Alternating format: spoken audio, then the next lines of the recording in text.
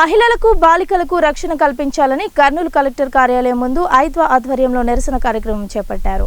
నంద్యాల జిల్లా నందికొట్కూరులో ఓ బాలిక ప్రేమించలేదని పెట్రోల్ పోసి నిప్పండించిన వ్యక్తిని కఠినంగా శిక్షించాలని వారు డిమాండ్ చేశారు. బాలిక మృతికి వారు సంఘీభావంగా క్రొవ్వొత్తుల ప్రదర్శన నిర్వహించారు. మహిళలపై దాడి చేసే వారిని కఠినంగా శిక్షించాలని వారు కోరారు.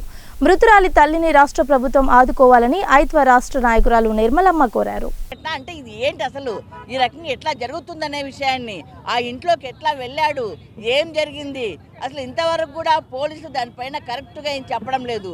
ఏదో రకరకాల కథనాలు చెప్తా ఉన్నారు.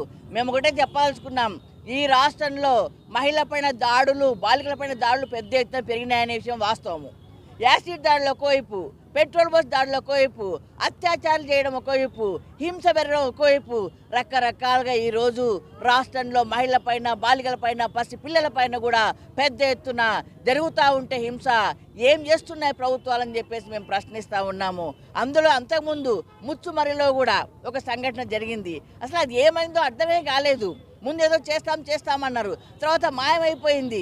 అంటే దీని వెనకాల ఎవరున్నారు? పెద్ద పెద్దోళ్ళు ఉంటే, రాజకీయ నాయకులు ఉంటే అట్లాంటి మాఫీ అయిపోయి ఏం లేదన్న పద్ధతిలో వాళ్ళకి ఏదో చెప్పేసి రాయి చేసి డబ్బులు ఇస్తామనో భయపెట్టు ఆ రకంగా చేస్తున్న పరిస్థితి ఈరోజు ఉన్నాయి. కాబట్టి ఇది చాలా దుర్మార్గమైన సంఘటన.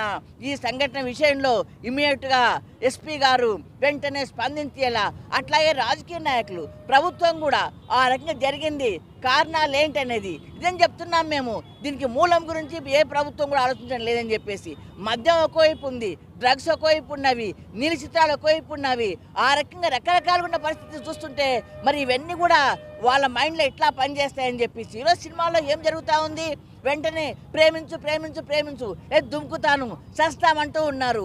అదే